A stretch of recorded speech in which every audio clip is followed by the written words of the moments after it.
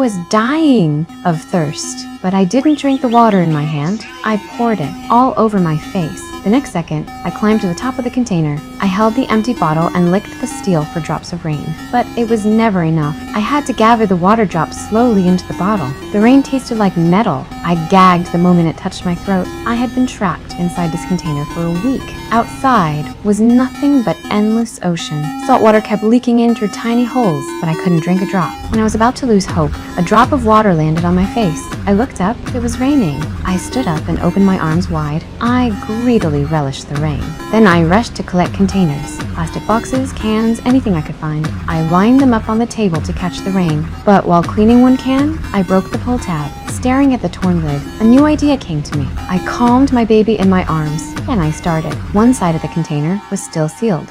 I could rip it open, just like opening a can. I grabbed the straps tight with both hands. I pulled with every ounce of strength I had. The gap grew wider and wider. I threw my entire weight down on it. Finally, the steel split apart. Light poured onto my face for the first time in days. I climbed out. The fresh air almost made me cry. And then, my baby finally pooped. I tossed the diaper into the sea. To my surprise, fish swarmed to it. My eyes lit up. I leaned down, trying to grab one, but the container was too high above the water, so I made a crude spear. I threw it again and again into the water, but I had no skill. Every time, it fails. Exhausted, I collapsed, swallowing saliva to keep going. Then I spotted an airplane overhead. I ran back inside. I ripped a piece of glass from a TV screen and climbed out, but I didn't see the sharp edge. Steel sliced my thigh wide open. Blood streamed down fast. But happier, I ignored the pain. I raised the glass high, trying to reflect the sunlight at the plane. I stood there for what felt like forever,